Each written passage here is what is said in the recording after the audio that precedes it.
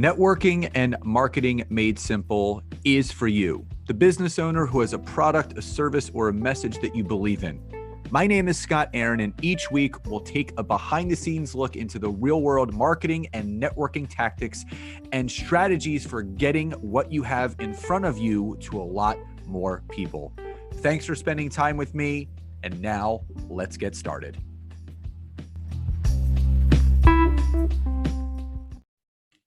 Hey, everybody, and welcome back to another episode of Networking and Marketing Made Simple. Super excited for today's interview episode, as I know all of you are as well. And not for the fact that the person I have with me today has the same name as my beautiful wife, my beautiful mother, and my beautiful mother-in-law. They all share the same name in common. But what I love about Nancy Juetten is the fact that we see eye to eye in so many ways when it comes to podcasting. And obviously, all of you here listening have been following this podcast for a while. You've heard me on other podcasts.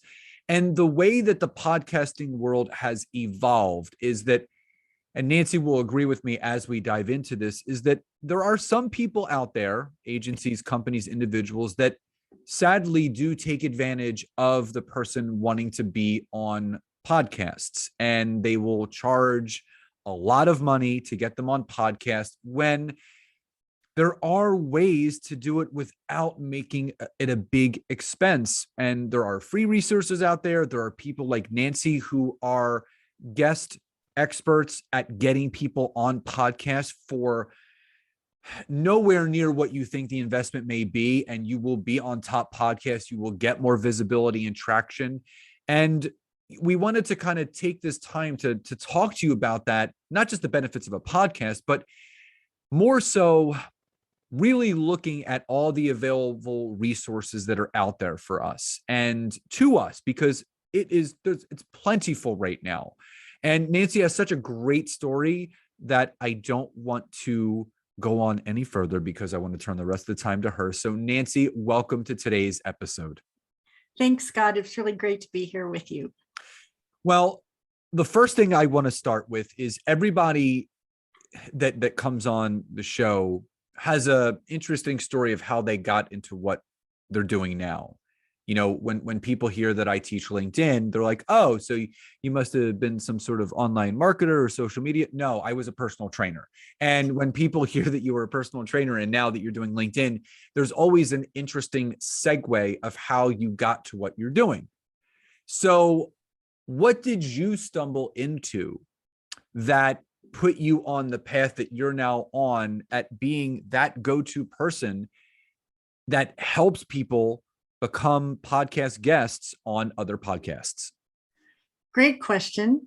You know, years ago, I owned my own publicity agency where I helped big name folks get seen, heard, celebrated, and compensated by pitching them to major media like the Oprah magazine and NPR and big media outlets like that. And then I got very well known for being the wizard behind the curtain, making other people look really, really big. And that went on for a while, and I became a pitching machine. And one day I discovered that when I Googled my own name, the only thing anyone could find out about me was that I ran 10K races really slowly. And I thought to myself, if I'm so good at what it is that I do, pitching other people to get seen, heard, and celebrated in the major and minor media, maybe I should turn some of my brilliance on myself.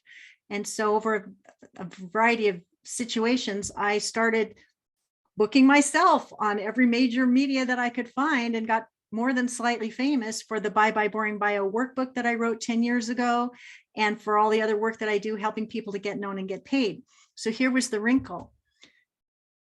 The great COVID-19 came about right around March 2020.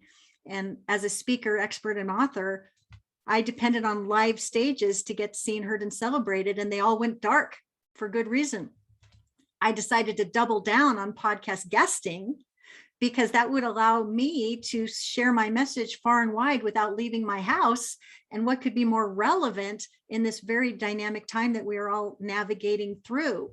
So I created a whole new way to serve the wild, wild west of podcast guesting by leading the Broadcast Your Brilliance Boot Camp, which teaches people and empowers them to book themselves on the right shows without hiring an expensive booking agency, so that they can dial up or dial down their volume depending on their lead flow requirements. And it's just been a wonderful pivot to make at the perfect time when people need to learn how to do this, and they need to learn how to do it now.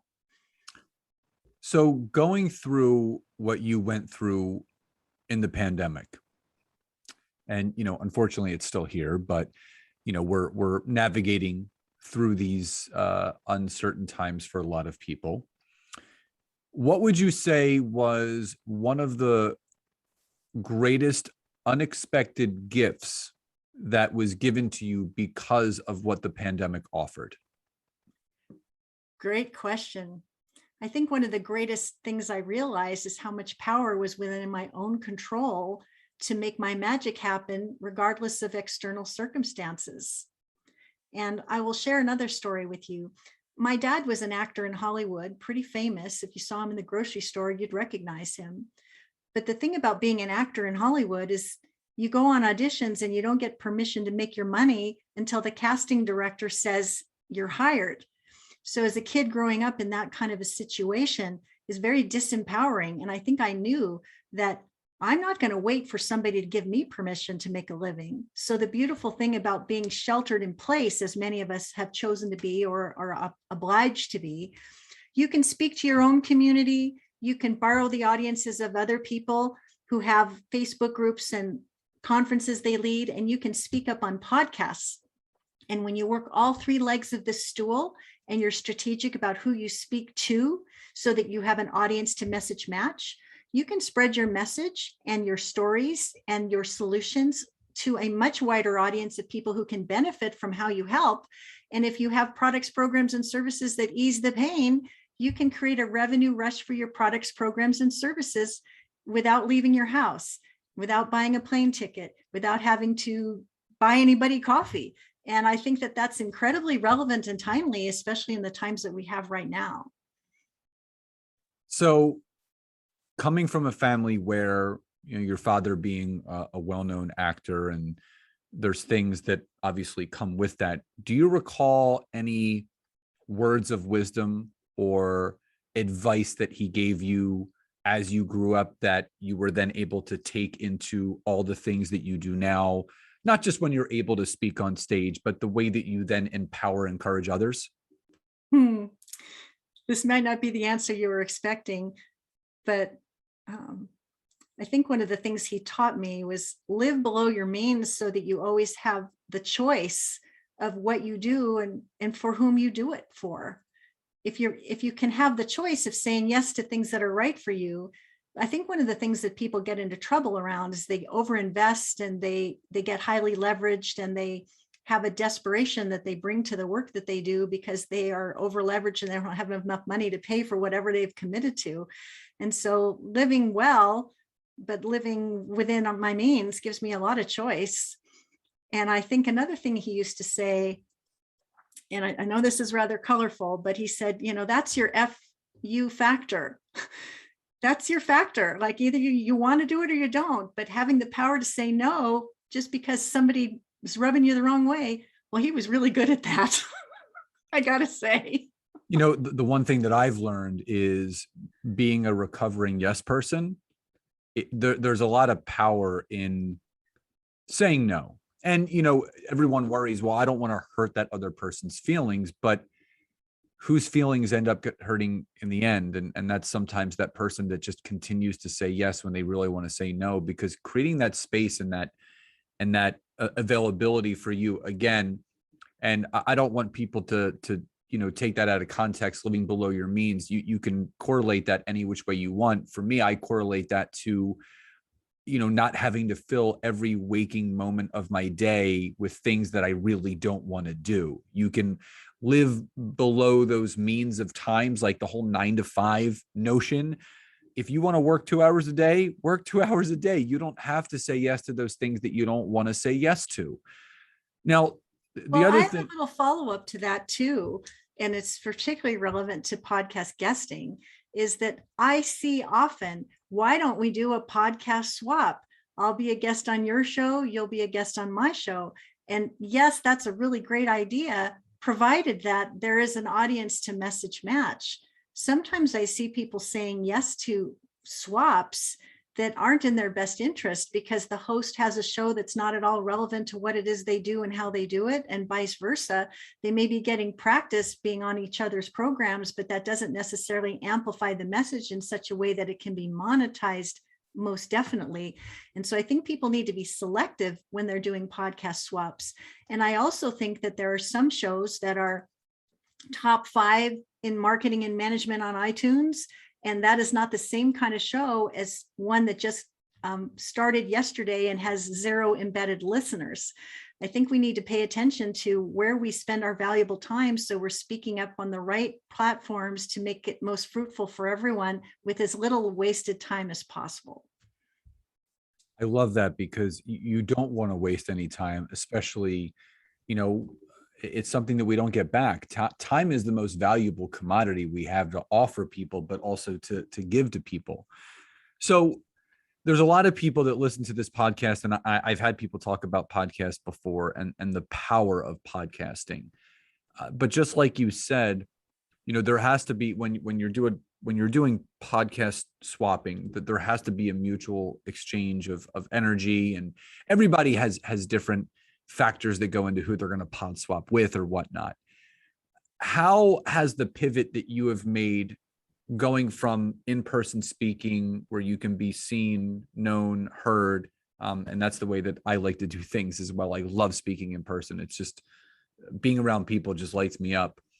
And I, like you, I doubled down on my podcast last year and guesting as well. What did that do for you, not from a business standpoint, but from a personal standpoint, really getting on all of those podcasts and doubling down on that aspect of business? And how's that helped you teach other people the same thing? Because a lot of people are always looking for that special sauce or that shortcut. But what was that experience like for you, going through it on that one side and then bringing it to other people? I think that it's incredibly credibility enhancing to be in the trenches, making it happen for yourself, so that you can demonstrate to people how fruitful this can be when they follow your methods. And every time I lead a Broadcast Your Brilliance bootcamp, I say to people, I'm challenging you to book yourself on 4 to 12 shows in the next 12 weeks, and I'm going to show you exactly how to do it. And not only that, but I'm going to pretend that I have 0 shows for the next 12 weeks, and I'm going to be in it to win it with you. And I'm going to report to you how many shows I book myself on and what happens as a direct result, so that I hold myself accountable for demonstrating that this really is magical. It is absolutely doable, and it's absolutely within your own control. And I think that level of transparency has been incredibly inspiring for those that I've been fortunate to guide through this process, because I am in it to win it every single day. I tell my people, just like the almond growers, they say 2 cans a week. That's all we ask. I want you to book yourself on at least 2 shows a week, the right shows a week. And when you do this, the other benefits of it, we get better as masters of anything with 10,000 hours of practice. In the first few iterations, people might have doe in the headlights disease, or they might stumble over their words, or they might have too many filler words, or they might not know how to bend and sway with a conversation. The more practice you get talking to real people, delivering your message in a conversational way, the more masterful you become. And so I think that I have definitely gotten a whole lot better at doing that. And people tell me not only am I an excellent guest, but I'm a gracious host, and a generous one at that. So when you walk your own talk and show people, they go, wow, she's a regular person who has transformed herself in this very specific way. I can do it too. Now, there's a gentleman named John Lee Dumas who has a podcast called Entrepreneur on Fire, and he is amazing in every way. And in his book, The Uncommon Path to Common Success, or The Common Path, I'm not getting the title right. It's the Uncommon Path to yes. Yeah. Yeah. Well, we know what it is. It's a great book. Highly recommend it. But he said that in the month of March, 2021, He did over 300 podcast guest spots.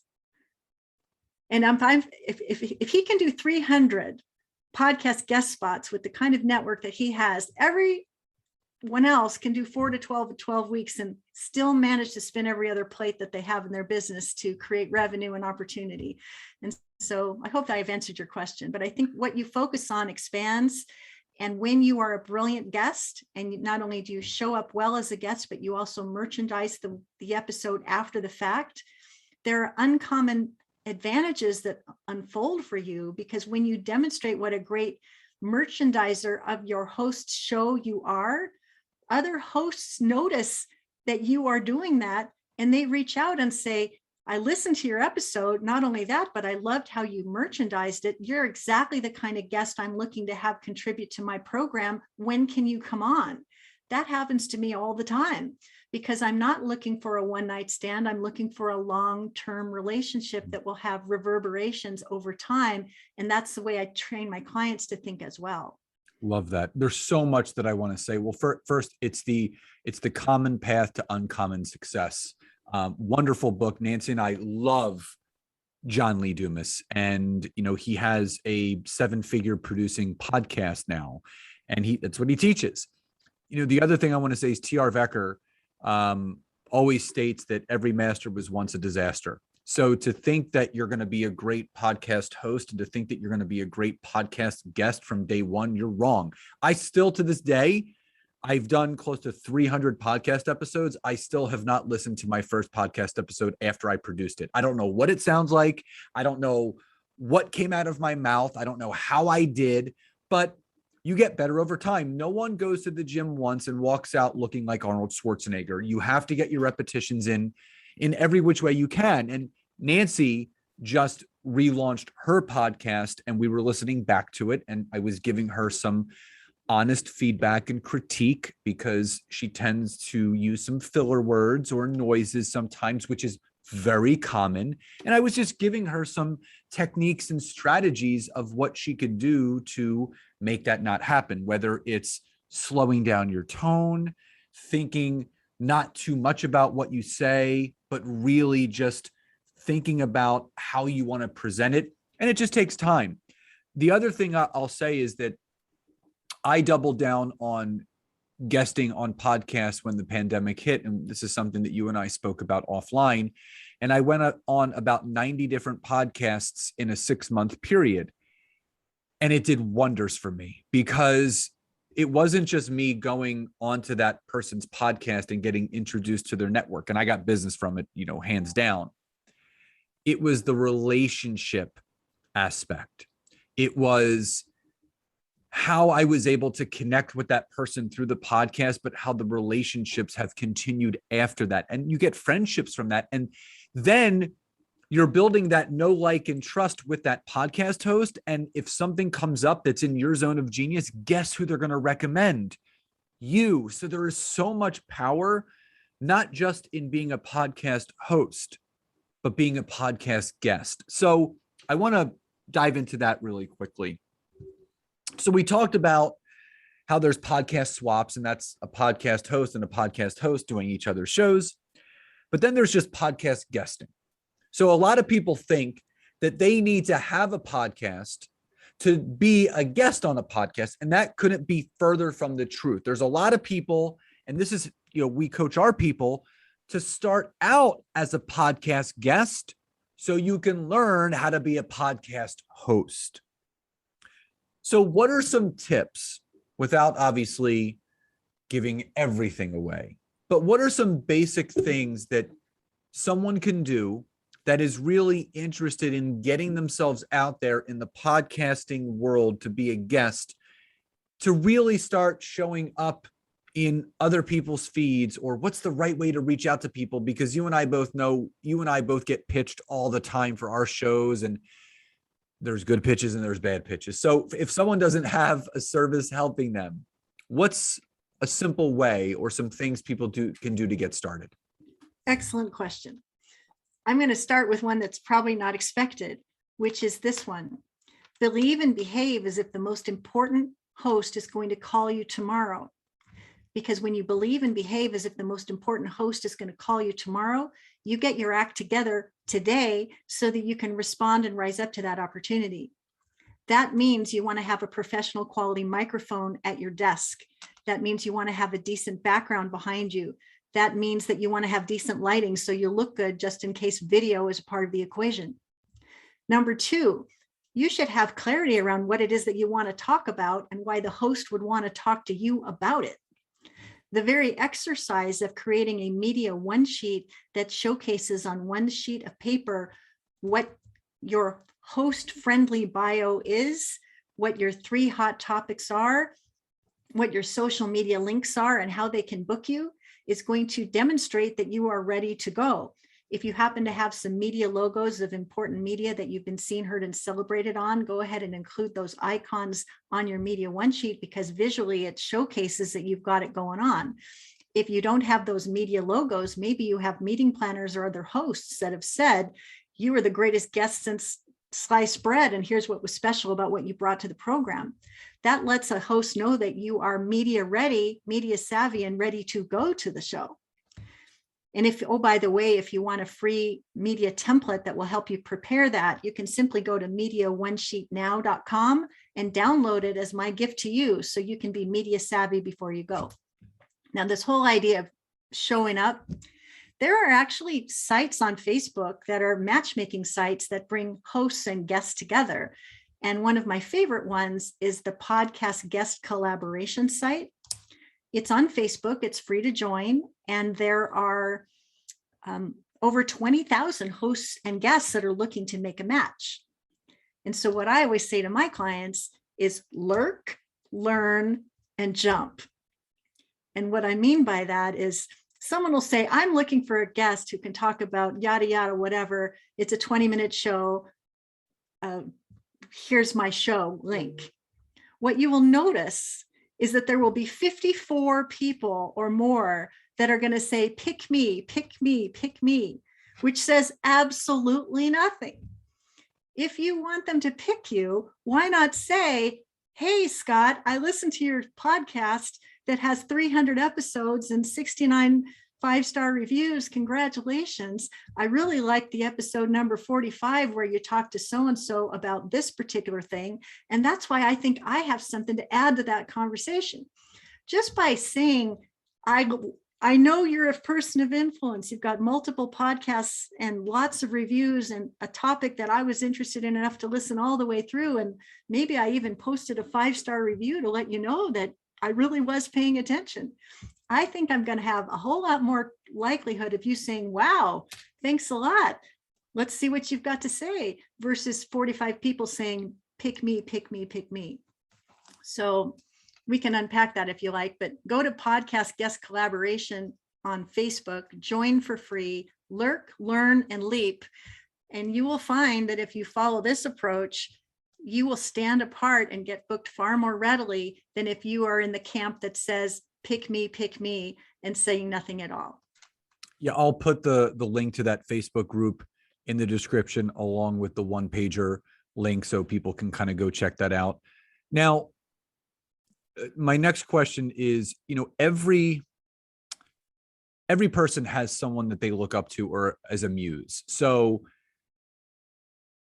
Kobe Bryant, his idol was Michael Jordan. That's what really got him into basketball.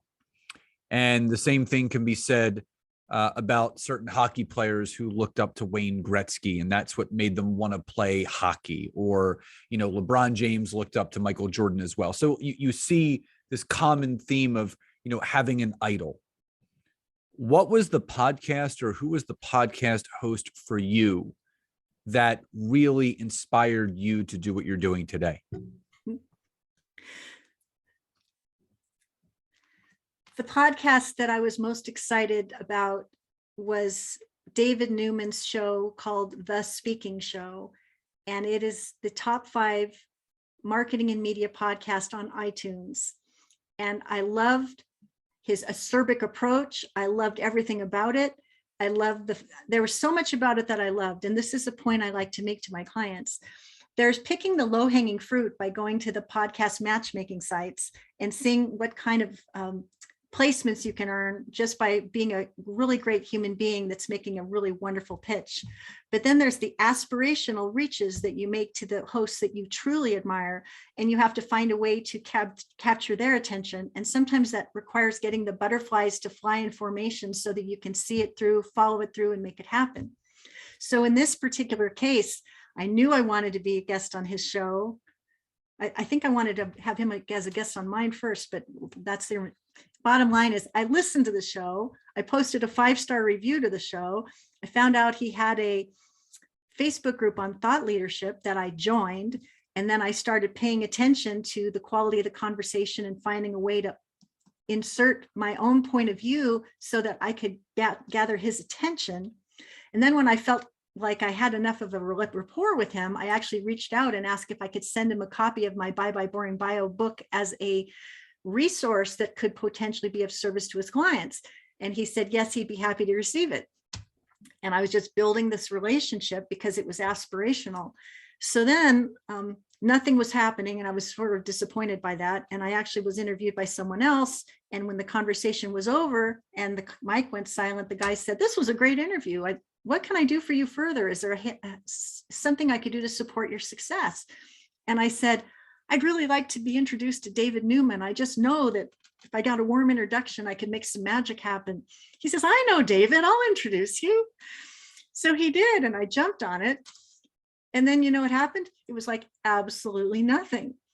So here was the thing. I asked myself, did I go over the arc? Did I miss the beat?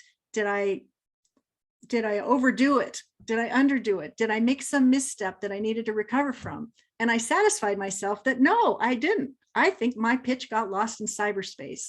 So here's what I did. I wrote him an email and I said, if you're not stuck under heavy furniture, won't you give me a call? It was a line from When Harry Met Sally, and that movie, a romantic comedy from the 60s or 70s or whatever. So he wrote back instantaneously and he said, oh my God, I loved your book. I love seeing you in my Facebook group. I've heard such great things about you. I want you on my show. How about December 8th? Will that be soon enough? And so what can I tell you from this experience is be aspirational about who you want, whose show you want to be on, care enough about the show to listen, pay attention, add value. If you've made an approach and you don't get an answer, but you want it enough to follow up. And if you have to be cheeky and funny about it by asking, are you stuck under heavy furniture? Do whatever it takes to get the person to reply. Because I was a guest on his show. He was then a guest on my show. He said the interview that I did for him was among the best he'd ever done in 20 years with all kinds of movers and shakers. And now we are colleagues, we're joint venture partners, we are friends. So care enough about reaching up to the bigger shows to follow up and see what can happen when the microphone goes silent. You might be really pleasantly surprised what wonderful relationships can take group to grow and support you further indefinitely. I love that. What would you say is the greatest failure that you experienced that led to you achieving a success later on? In 2017, just about everything that could go wrong did go wrong in my life personally. There was death, diagnosis, a divorce of a close family member, a home burglary. My husband had a stroke. I mean, it was like life accident, one right after the other. I was derailed by it, and I was humbled by it. And then I had COVID-19 hit shortly thereafter. And I'm thinking to myself, someday is not a day on the calendar. If I want to create an impact with my voice across the miles, across the world, I will not let anything take me out. I have to take 100% responsibility for whatever it is that I can do.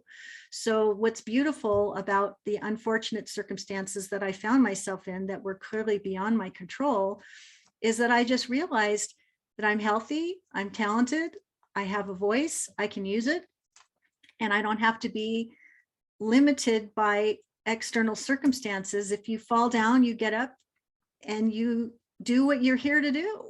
And I'm intending to touch and transform the lives of successful service professionals who want to book themselves on more of the right shows without leaving their house, without hiring an expensive booking agency, and there's nobody better to teach them how, because I'm walking that talk every single day like a rock star, and more to the point, they are learning how so they can too. And I come to it with such a place of gratitude, because this is my wheelhouse. This is what I'm great at, and nothing's going to take me down, and I don't want anything to take you down either. You know, that speaks such volumes, because that's exactly what I tell people about what I do. You know, I am not just someone that teaches LinkedIn. I practice what I preach. Our company is based around us using LinkedIn to grow our business, and we just teach other business owners how to do the same thing. And there's a lot that says about a person who practices what they preach, but also who walks the walk and talks the talk.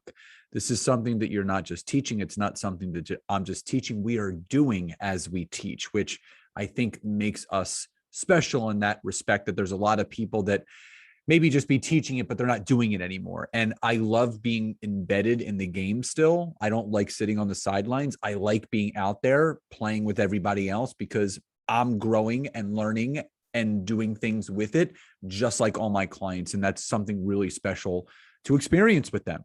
Now, before we get to my final question, I know that you have a workshop coming up. So I want you to talk a little bit about that and how people can connect with you, obviously offline, or find out more information about your workshop. Oh, thank you. If you are excited about being the podcast dream guest the top host can't wait to book, and you want to empower yourself with the knowledge so that you can actually do it and be brilliant at it, join me for the Podcast Visibility Live Lab that's coming up this September 13th. It's a multi-day virtual training where I'm going to spill the beans and break things down step by step. So by the time we are complete over a period of 5 days, you will be media ready, media savvy, and on message, and you will likely have booked yourself on 2 or 3 shows simply by participating. It's free and fabulous and high value. And all you need to do is go to https://www.podcastvisibilitylivelab.com.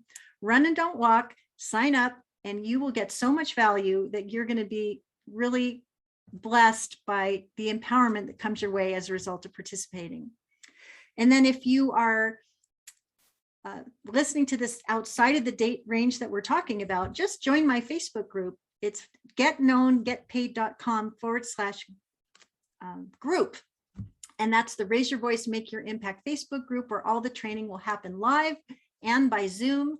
And we are 2,200 podcast guests, successful service professionals, and other smart folks who want to book ourselves on more of the right shows and smile all the way to the bank. And we can't wait to welcome you. Awesome. And all that information obviously will be found in the description of the episode. So you guys can always just click and go exactly to where you want to go. I could not recommend Nancy any more. So definitely take advantage of everything that she's offering. So Nancy, final question before we sign off. What does success truly mean to you? Success is doing what you love on terms that make you happy, getting to spend your life with the love of your life, and being healthy to enjoy every moment. Love that. Nothing else to add to that, because I think you've said it perfectly. So Nancy, it was a pleasure and an honor having you on here today. Just grateful for you and our connection. And I just wanted to thank you again for all the words of wisdoms and things that you brought to today's episode that is leaving my audience better. So thank you again so much. Thank you. So everyone, again, check out all of those links in the description of the episode to take advantage of Nancy's free workshop and all the other offerings. We do hope you enjoyed today's episode. So please enjoy the rest of your day, and I'll talk to you next time. Bye, everyone.